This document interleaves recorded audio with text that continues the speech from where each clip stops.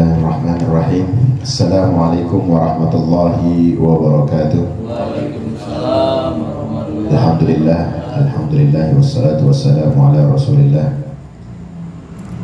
Allahumma salli wa sallim wa barik ala sayyidina wa habibina wa syafi'ina wa qurrati a'yunina wa maulana Muhammadin wa ala alihi wa sahbihi wa wala, la hawla wa la quwata illa billah. Subhanaka la ilma lana illa ma 'allamtana innaka antal alimul hakim.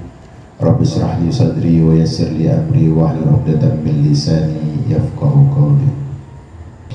Alhamdulillah wa syukurillah, kita berada di 10 bulan Muharram, di 10 awal bulan Muharram, yang mana insyaallah besok kita masuk di 9 Muharram.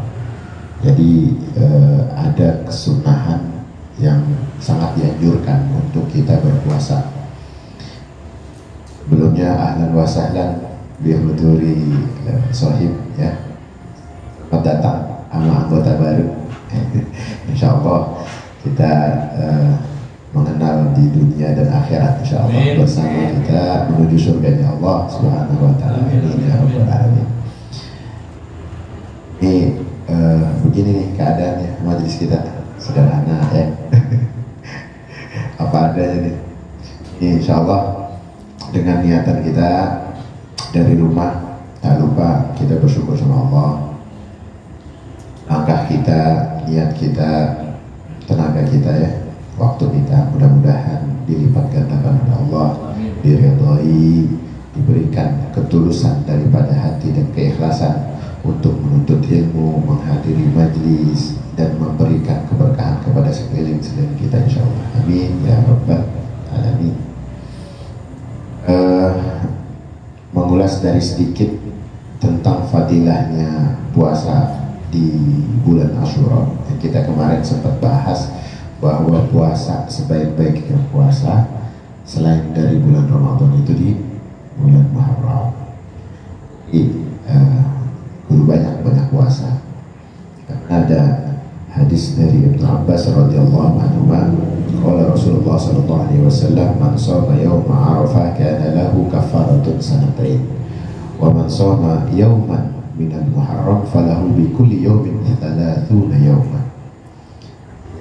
Dari Ibnu Abbas, Rasulullah sallallahu alaihi wasallam bersabda, orang yang berpuasa pada hari Arafah yang kemarin akan menjadi pelebur dosa 2 tahun, dan orang yang berpuasa sehari di bulan Muharram maka baginya sebab puasa setiap harinya dihitung 30 hari puasa. Subhanallah. Jadi keutamaan salah satu dari puasa Muharram luar biasa, makanya disuruh banyak-banyak di bulan Muharram ini puasa. Tapi ada puncak di mana puasa Muharram ini menjadi dorongan kuat.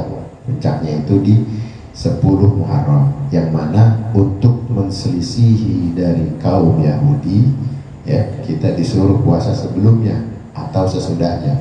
Jangan 10 sendirian, karena umat Yahudi puasa 10 sendirian. Mereka bersyukur atas karunia Allah dengan diselamatkannya dari kejaran Firaun itu.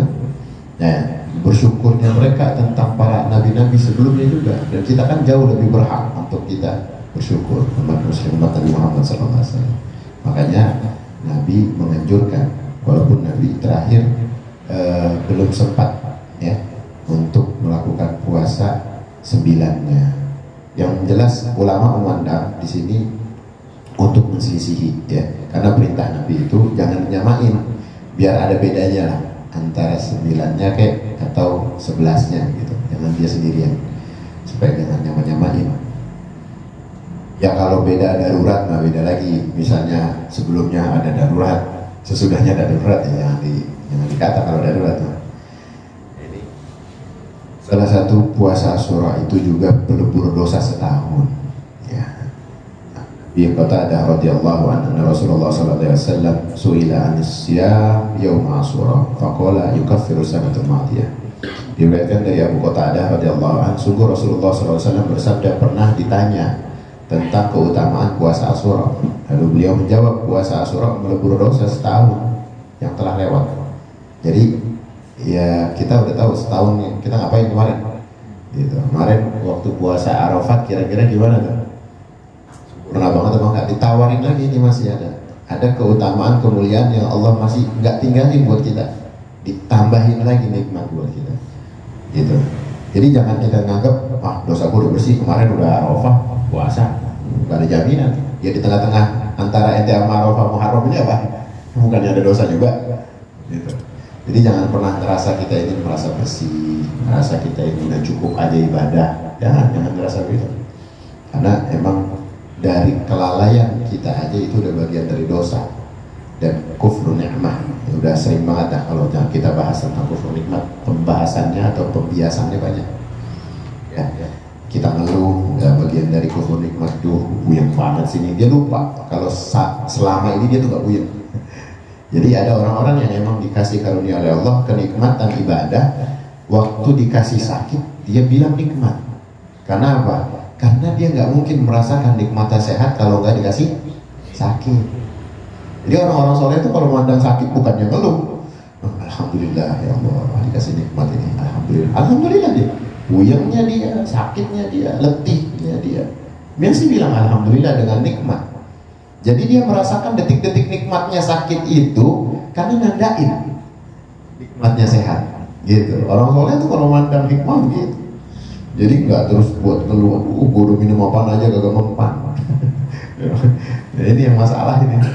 Jadi kalau kita antara kita sehat berapa puluh tahun kita hidup, apalagi kalau emang ada sifat atau sikap kita yang salah kaprah sebelumnya. Ya, badan sehat kita sakit-sakitin dulu kan, ya kita suntikin lah, kita masukin apalah dulu kan, kita isep apa dulu. Nah, orang-orang pada ngisep tembakau, dia ngisep apaan, daun cubu. Ya apaan aja dulu, daun pisang digabung-gabungin sama kotoran kering. Pengen eksperimen, dizolimin dirinya karena merasa apa? Merasa sehat ini gitu. Padahal dia nggak tahu efek di belakangnya.